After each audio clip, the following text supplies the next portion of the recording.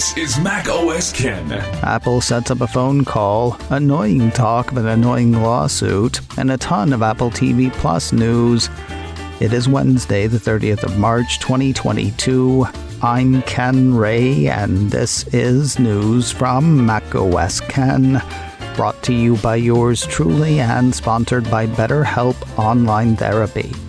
Get 10% off your first month at betterhelp.com/macOSKen. This show is also sponsored by Kanji, device management for your Apple environment. Managing your Mac and your iPhone can be fun.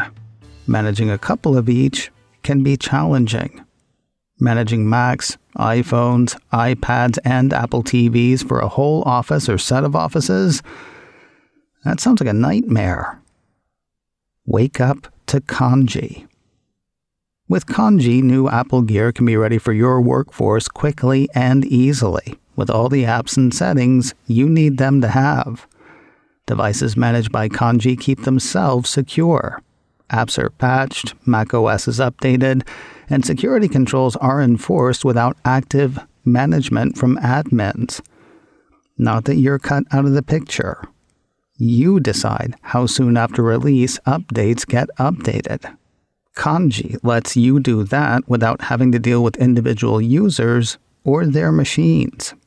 And if anybody changes anything they shouldn't, Kanji detects it and fixes it, saving you time and trouble. Go to kanji.io/macOSKen for a free demo and trial. KANDJI, that's kanji.io/macOSKen. Find out why companies like Lacework, Segment, Allbirds, and others use Kanji for zero-touch Apple device management. KANDJI. Again, that is kanji.io/macOSKen. Your free demo and trial are waiting at kanji.io/macOSKen. Remember when Apple earnings calls were just an hour of excitement? Analysts would way underguess Apple performance, then Apple CFO Peter Oppenheimer would announce numbers that would kick down the door and blow off the roof. The supply chain was just a vague notion for most of us, and world-girding pandemics were the stuff of movies I would avoid. Oh, to be young again. Anywho, Apple has set the date for its next earnings report. 9 to 5 Mac says the company will let fly with the second quarter fiscal year 2022 numbers on Thursday, the 28th of April. What are we expecting? Well, as has been the way for a couple of years now, Apple did not provide financial guidance for the March quarter on its last call, though CFO Luca Maestri did offer directional insights based on the assumption that the world wasn't going to get any worse. I said then that it felt like he was tempting fate. No, I'm not blaming Maestri for Russia invading Ukraine. I'm just saying, look what happens when you assume. At the time, the CFO said Apple expected to see year-over-year revenue growth and to set a March quarter revenue record. The company expected constraints to ease in the supply chain. While revenue would grow, that growth was expected to slow for a couple of reasons, those being foreign exchange headwinds and a tough compare tied to the late launch of the iPhone 12 in late 2020. And finally, services revenue was expected to grow, but that growth would also slow, driven by fewer lockdowns this year than last. It sort of feels like inflation plus Russia's invasion of Ukraine called those expectations into question. Then again, that's why they are color, not guidance. As for when we'll hear what we'll hear next, numbers will hit Apple's site after the close of trading at 1:30 Pacific, 4:30 Eastern on Thursday, the 28th of April. Then Apple CEO Tim Cook, Apple CFO Luca Maestri, and various financial analysts will do the conference call thing. That goes off at 2 p.m. Pacific, 5 p.m. Eastern. You can be part of the fun, streaming the call as it happens on Apple's investor site. If that time's no good for you, or if you just want to hear it again, Apple will make it available as a podcast soon after. Bloggers will blog, Twitters will tweet, and we will hit the highlights here on Friday, the 29th of April. It doesn't really matter except that it speaks to current sentiment, and it's kind of neat. The winning streak for Apple shares is extended to 11 consecutive trading sessions. That's the first time it's driven past 10 since 2003. The longest winning streak for Apple shares is 12 consecutive days, which will make today and tomorrow interesting. Not important, but interesting. News of a new suit against Apple in the Netherlands. Bloomberg says Holland's Consumer Competition Claims Foundation is suing Apple for as much as €5 billion, or $5.5 billion US, on behalf of App Store consumers. The piece cites a statement wherein the group argues that Apple's 30% App Store commission has forced developers to charge more for their apps than they otherwise would, which has forced consumers to spend more than they otherwise would, to the tune of, who knows, maybe as much as €5 billion. I saw an article or two indicate that this was the latest sign of moves against Apple by Dutch authorities, though it is worth noting these are not Dutch authorities. The website for the Consumer Competition Claims Foundation says that the foundation is independent and that it operates on a non-profit basis.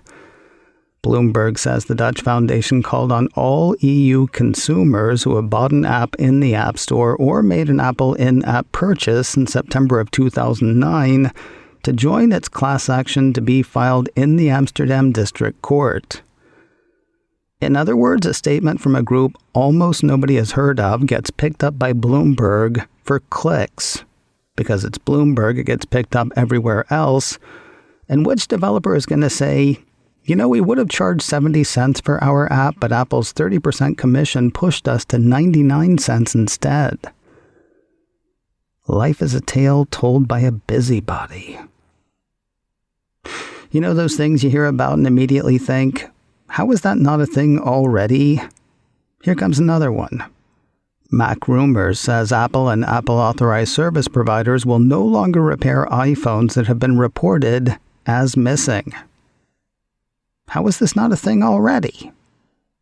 According to the report, Apple stores and Apple Authorized service providers will now be alerted if an iPhone has been reported as missing in the GSMA device registry when a customer brings in the device to be serviced. Doesn't sound like they're required to call the POPO, but if techs get a ping in their internal Mobile Genius or GSX systems indicating that the device has been reported as missing, Mac Rumors says the techs are instructed to decline the repair. You know, it kind of makes you wonder, how is this not a thing already? More news in a moment, but first a word from BetterHelp Online Therapy, sponsor of today's show. BetterHelp wants to remind you to take care of your most important relationship, the one you have with yourself. I know you got so much other stuff and so many other people to take care of that taking time for you might feel self-indulgent. But what good are you going to be for other people if you're no good for yourself? BetterHelp is online therapy that offers video, phone, and even live chat sessions with your therapist, so you don't have to see anybody on camera if you don't want to. It's kind of cool. I spent time with my BetterHelp therapist sitting at home in my favorite chair, not uncomfortably in somebody else's office. It's much more affordable than in-person therapy, and you can be matched with a therapist in under 48 hours. Give it a try and see why over 2 million people have used BetterHelp online therapy. Like I said before, this show is sponsored by BetterHelp. And macOS Ken listeners get 10% off their first month at betterhelp.com/macOSKen. BETTERHELP. That's betterhelp.com/macOSKen. Get 10% off your first month at betterhelp.com/macOSken. And thanks to BetterHelp for sponsoring today's show. Apple TV Plus has another time-twisting, mind-bending sci-fi series in the works. The Cupertino streamer issued a press release Tuesday announcing Dark Matter, a series adaptation of the best-selling novel by Blake Crouch. Starring Joel Edgerton, the release says Dark Matter is a story about the road not taken. The series will follow Jason Dessen, a physicist, professor, and family man who, one night while walking home on the streets of Chicago, is abducted into an alternate version of his life. Wonder quickly turns to nightmare when he tries to return to his reality amid the multiverse of lives he could have lived. In this labyrinth of mind-bending realities, he embarks on a harrowing journey to get back to his true family and save them from the most terrifying, unbeatable foe imaginable, himself. The release refers to it as a 9-episode series, which I personally think is fantastic. No Caprica or flash-forward syndrome.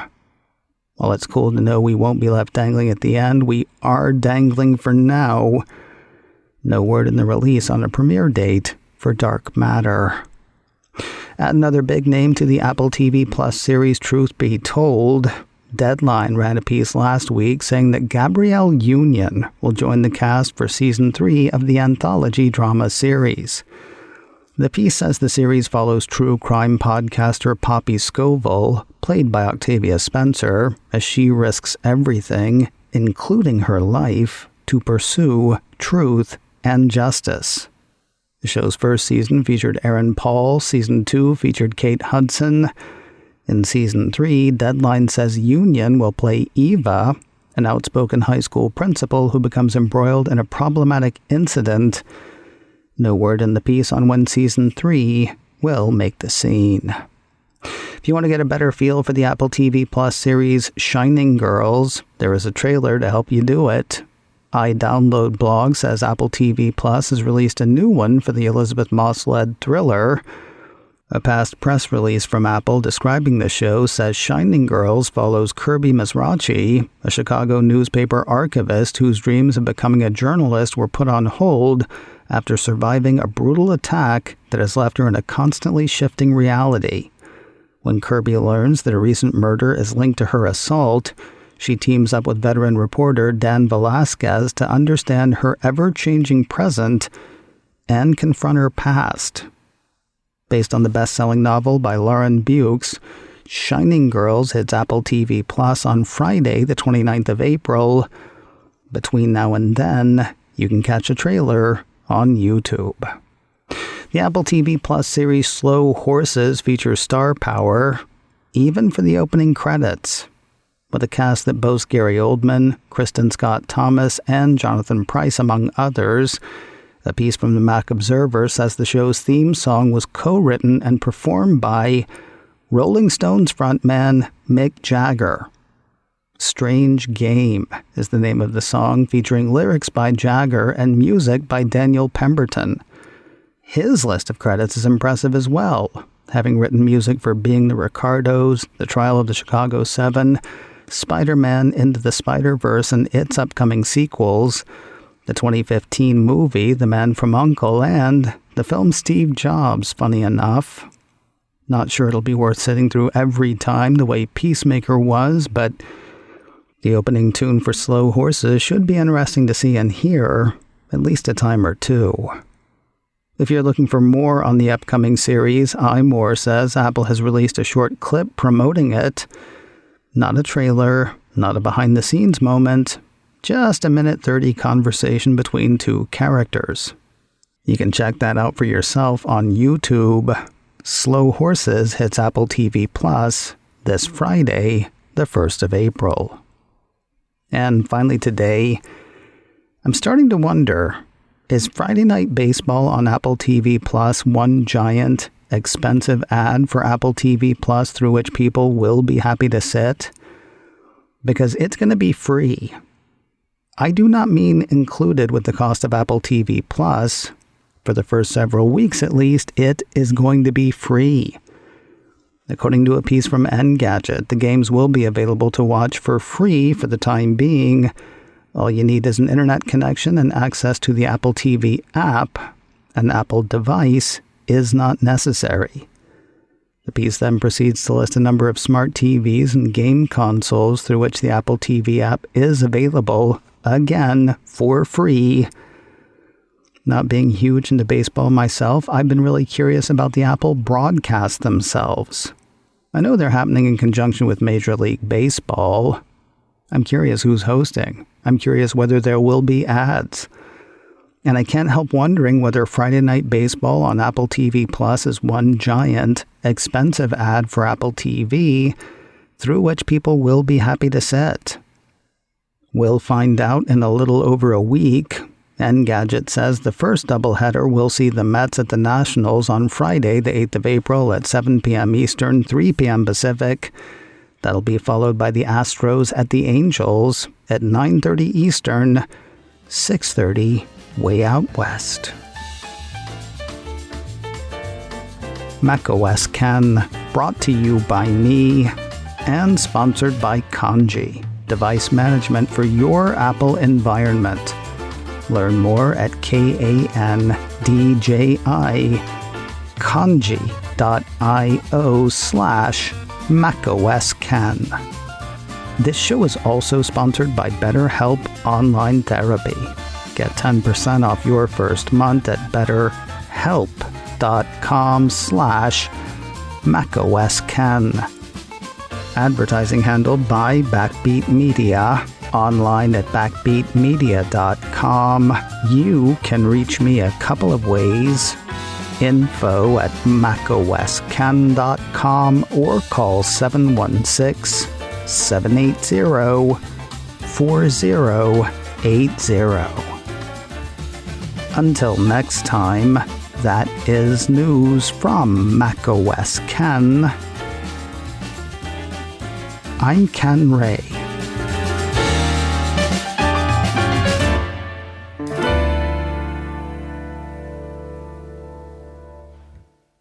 Ciao.